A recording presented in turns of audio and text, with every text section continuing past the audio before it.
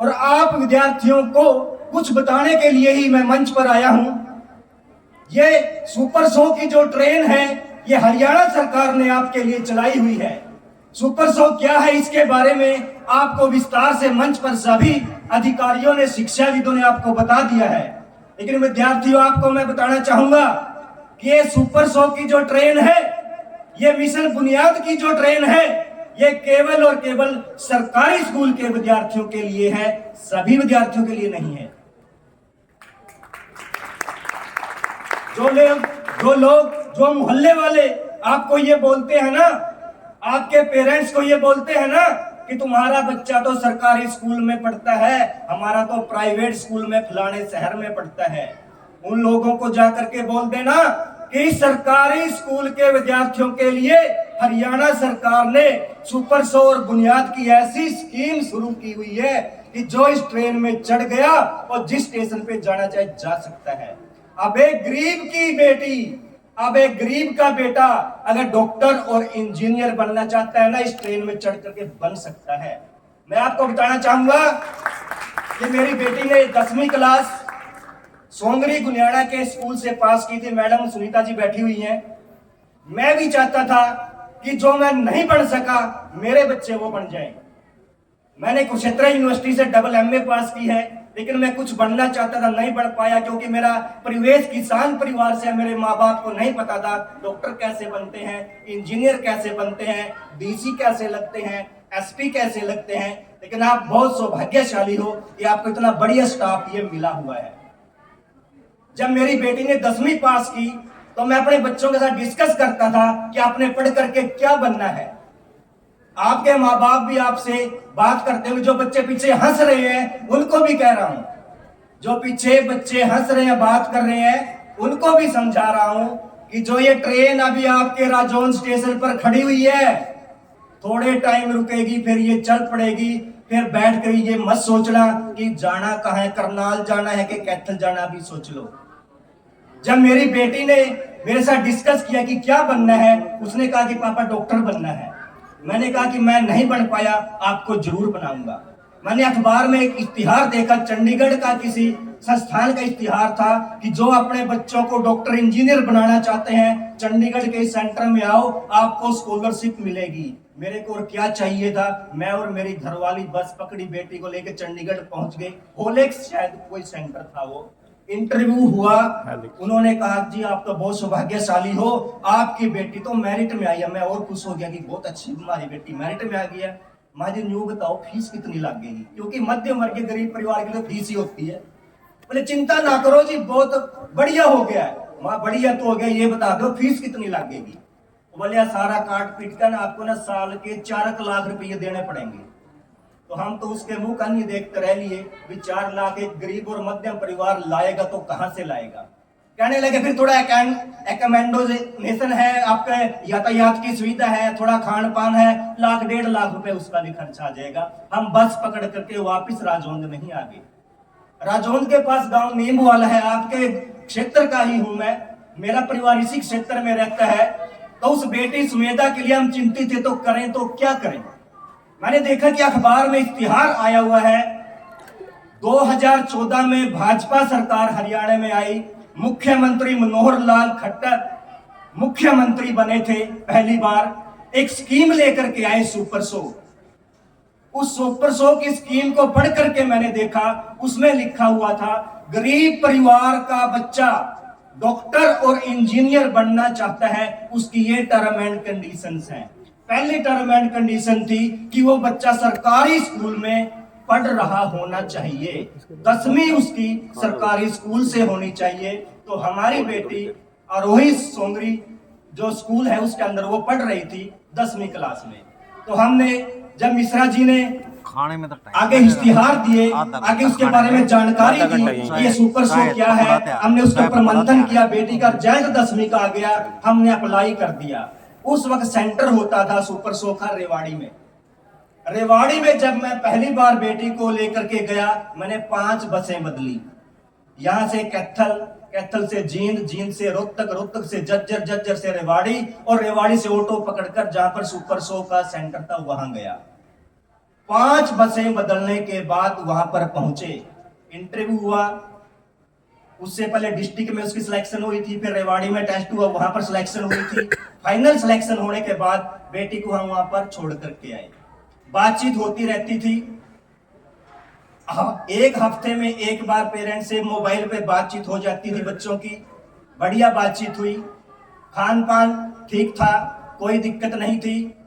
इस बीच एक बात आपको बताना चाहूंगा कि जो बच्चे ये सोचते हैं कि सुपर 100 में भी पढ़ लो, माँ की गोदी में भी बैठ जाओ, बाप के लोग भी बैठ जाओ, शादी भी अटेंड कर लो, मौसी का भी चले जाओ, वो सुपर 100 में मत जाना। सुपर 100 अभी मिश्रा जी ने बोला तपस्या है।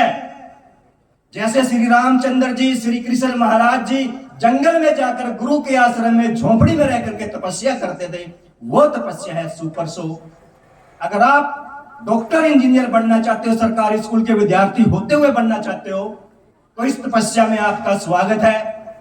गुरु नवीन मिश्रा जी के आश्रम में आपका स्वागत है। रेवाड़ी में उनका आश्रम था और अब आप बहुत सौभाग्यशाली हो, ये आश्रम, ये संस्थान आपको क्षेत्र में आ चुका है।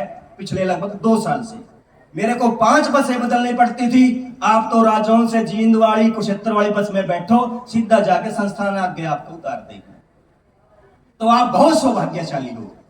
जो बच्चे जिनके मन में ये टीस है कि मैंने डॉक्टर इंजीनियर बनना है, जिन अभिभावकों के मन में ये टीस है कि मैंने अपनी बेटी को, मैंने अपने बेटे को डॉक्टर बनाना है, इंजीनियर बनाना है, अब तो शायद एनडीए भी शामिल हो गई है इसके अंदर, आप एनडीए में भी जा सकते हो, सीधा आर्मी ऑफिसर बन सकते हो इस सुपर 100 में रहने के, अगर आपका एडमिशन हो जाता है तो। वहां पर 5 स्टार होटल का खाना नहीं है, वहां पर ऐशो आराम नहीं है, वहां पर वो खाना है जो एक बच्चे के विकास के लिए जरूरी है। वहां पर आपको वो खाना मिलेगा जो सरकार ने आपके लिए बताया है कि ये एक विद्यार्थी को खाना चाहिए। वहां पर जिनको मम्मी की लोरी सुन करके नींद आती है, कृपया वो ना जाए, दूसरे बच्चों की सीट खराब ना करें, क्योंकि मैं ऐसा 2-4 बच्चों को जानता हूं जिनके एडमिशन सुपर 100 में हो गए, बाद में उन्होंने अनेक ऑब्जेक्शन किए, या तो खाना नहीं ठीक मिलता, या तो घर पे बात ही नहीं करने देते, या पे तो सोने नहीं देते। अगर आपको माता पिता का प्यारा दुलारा बनकर रहना है, फिर तो आप जाओ यहीं पे रहो। ये सुपर 100 की ट्रेन तो उनके लिए है जो देश के लिए कुछ करना चाहते हैं, जो अपने माँ बाप के लिए कुछ करना चाहते हैं, जो अपने समाज के लिए कुछ करना चाहते हैं, जो ये सोचते हैं कि मेरा जन्म एक किसान परिवार में, एक गरीब परिवार में, एक मध्यम वर्गीय परिवार में हुआ है और मैं कुछ करना चाहता था, मैं डॉक्टर बनना चाहता था, मैं इंजीनियर बनना चाहता था, मैं आर्मी ऑफिसर बनना चाहता था। ये स्कीम तो उनके लिए है जिनको एजुकेशन की भूख है, जिनको सिर्फ एजुकेशन की भूख है, उन बच्चों के लिए ये सुपर 100 स्कीम है। जब मैं मीटिंगों में जाता था, जैसे आपकी यहाँ पीटीएम होती है, हमारी भी पीटीएम रेवाड़ी में होती थी, हम जाते थे, हम यहाँ से सुबह चलते थे 6 बजे, पहुंचे 2 बजे, 2 बजे जाके मिश्रा जी से बोलते थे, सर अब तो हमारा वापिस जाने का शेड्यूल ही नहीं है, 5 बसें तो हमें कब राजौन पहुंचाएंगे। मिश्रा जी बोलते थे कोई बात नहीं, यहाँ व्यवस्था है, यहीं रुक जाओ। लड़कियों के लिए हॉस्टल अलग, लड़कों के लिए हॉस्टल अलग, जो मेरे जैसे अभिभावक कभी पीटीएम में जाते थे उनके लिए व्यवस्था अलग। खाना बच्चों के जैसा वहीं पर बढ़िया खाना, मैंने खुद खाया है, सुबह का भी खाया है, दोपहर का भी, शाम का भी। सोने की व्यवस्था बढ़िया, कोई प्रॉब्लम नहीं है।